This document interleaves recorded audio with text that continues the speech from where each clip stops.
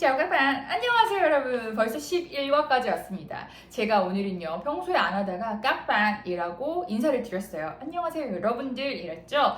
자, 오늘 바로 배워보실 패턴이요 명사에 대한 복수형이에요. 우리가 명사에 대한 거 지금 세 번째 시간이에요, 그쵸? 첫 번째 시간에는 지시대명사 배웠었고요, 두 번째는 종별사라고 해서 명사의 종류를 구별해 주거나 또는 단위를 세는 명사로서 쓰일 때 봤었고요. 그리고 마지막 오늘 세 번째 시간이에요, 명사에 대한 마지막 시간이겠죠.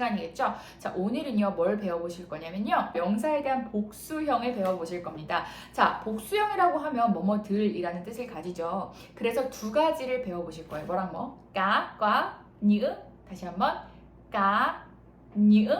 다시 한번 까, 니은 배워보실 겁니다. 그래서 이 까과 니은이 명사 앞에, 어디 앞에?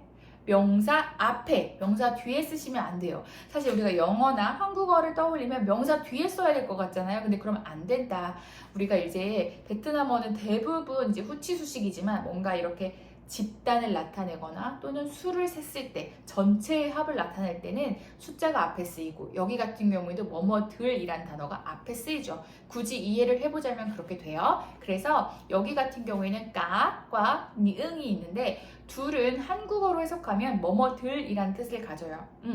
둘 다 의미가 차이가 없어 보이죠. 하지만 실제로 쓸 때는 약간의 뉘앙스 차이가 있어요. 까 같은 경우에는 다른 대상에 대해서, 다른 집단에 대해서 전혀 생각하지 않아요. 그냥 내 앞에 있는 이 집단에 대해서만 뭐뭐들이라고 사용을 하는 거죠. 근데 그에 반해서 니은 같은 경우에는요, 내가 이 집단의 뭐뭐들이라고 사용하는 순간 다른 집단을 생각하고 있는 거예요. 고려하고 있는 거예요. 이게 무슨 말이냐 하면, 예를 들어 제가 1반을 가르치고 2반을 가르쳐요. 그럼 베트남어를 가르친다고 해볼게요. 그러면 그냥 우리 일반 학생들 너무 잘해요 라고 할 때는 까를 사용해서 까 sinh viên lớp 1 했어요. 그러면 일반의 대학생들 너무 잘해요 라고 말을 했을 때는, 까를 썼을 때는 다른 반들에 대해서 전혀 고려하지 않는다는 거죠. 그냥 우리 일반 학생들 잘해요 이렇게 되는 거예요. Các sinh viên lớp 1 học giỏi 이렇게 그냥. 근데 만약에 니은을 썼어요. những sinh viên lớp 1 học giỏi 이렇게 하고 아마 뒤에 다른 말을 할 거예요. 그런데 2반은 못해 이런 식으로요. 다른 집단을 염두에 두고 약간의 비교 뉘앙스를 쓸 때는 니은을 쓰고요. 그리고 그렇지 않을 때는 까를 씁니다. 그렇기 때문에 니은 같은 경우에는 굉장히 더 구체적이에요. 이따가 예문을 보시면 알겠지만 여기서도 뭐 일반 학생들은 잘하는데 2반 학생들은 별로야, 뭐 이런 식으로 조금 더 좁아진 느낌이 들죠. 이제 단어로 조금 더 좁게 만들 거거든요. 그래서 여러분들이 일단은 뭘 잡아가셔야 돼요? 제가 정리해 드릴게요. 뭐뭐들이라는 복수 형태는 베트남어 단어로 까과 니응이 있다. 외우셔야 돼요. 뭐랑 뭐가 있다? 까과 니응이 있다. 그리고 이 까과 니응은 어디에 위치한다?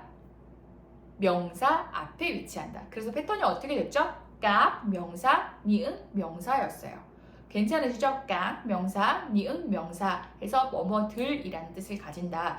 요거 요렇게 챙겨주시고요. 그리고 세 번째 가져가셔야 될 게, 이 까과 니응은 약간의 뉘앙스 차이가 있더라. 까 같은 경우에는 아무 생각 안 하고 전체의 집단을 그냥 가리킨다고 하면, 니은 같은 경우에는요 비교의 뉘앙스를 가지고 있는 거죠. 아시겠죠? 이렇게 세 가지 기억을 해주시면서요 명사의 복수형으로 우리 오늘 패턴 확장 해볼게요.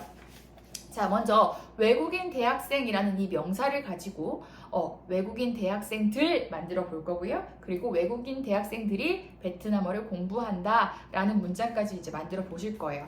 어려운 것처럼 보이지만 사실 우리가 다 배운 거예요. 이 지금 제가 까까 니응 알려드렸고요. 나머지 단어들도 전부 다 배워봤기 때문에 여러분들 입에서 나오셔야 됩니다.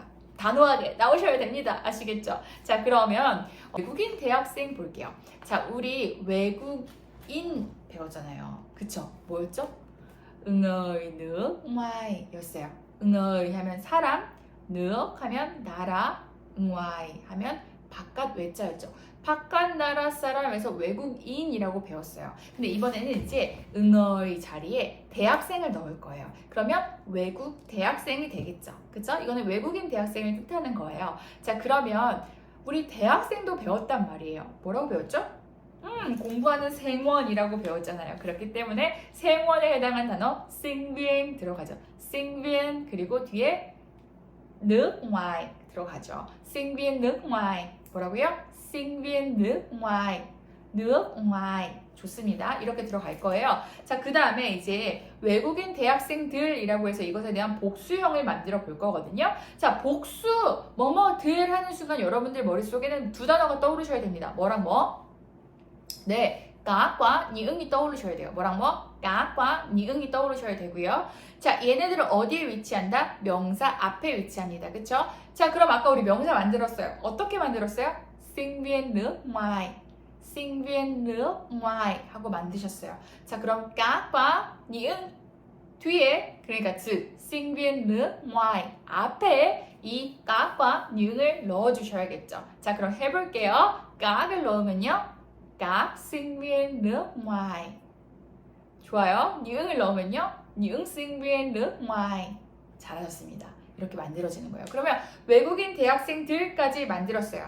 그러면 우리가 만들 문장이 뭐였죠? 외국인 대학생들은 베트남어를 공부해 라는 거겠죠. 그쵸? 만약에 이때 깍을 쓰면 그냥 여기 있는 외국인 대학생들 베트남어 공부하네 이거고요. 니응을 쓰면 어떤 거겠어요? 약간의 다른 집단을 염두에 둔 거겠죠.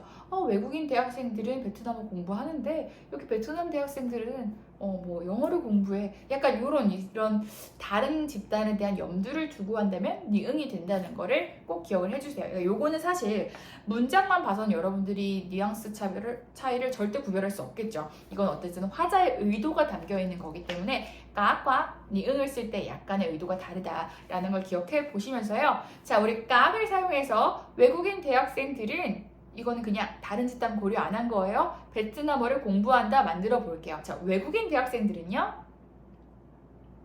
그렇죠. các sinh viên nước ngoài. 오케이. 자, 그 다음 뭐예요? 공부한다. học 베트남어를 tiếng Việt. 이렇게 되는 거죠. các sinh viên nước ngoài học tiếng Việt. 하면 끝. 오케이. 자, 이번엔 니응을 써볼게요. 그러면 다른 집단에 대한 어쨌든 약간의 비교 뉘앙스가 있는 거예요. 아시겠죠? 그러고 보면 외국인 대학생들은 니응 sinh viên nước ngoài. 그쵸? 니응 sinh viên nước ngoài 공부합니다. học 베트남어를 tiếng Việt 이렇게 되는 거죠. 다시 한번 그래서 네, 잘하셨어요. 니응 sinh viên nước ngoài học tiếng Việt 이렇게 되는 거예요. 그래서 우리가 이렇게 다 보셨어요. 까과 니응이 뭐였죠? 명사에 대한 복수형 그리고 위치 보셨고 이것에 대한 뉘앙스 차이까지 보셨습니다. 자, 그러면 우리가 단어들 보면서요. 단어에 살짝 어려운 것들이 있어요. 그거 보시면서 단어로 가볼게요.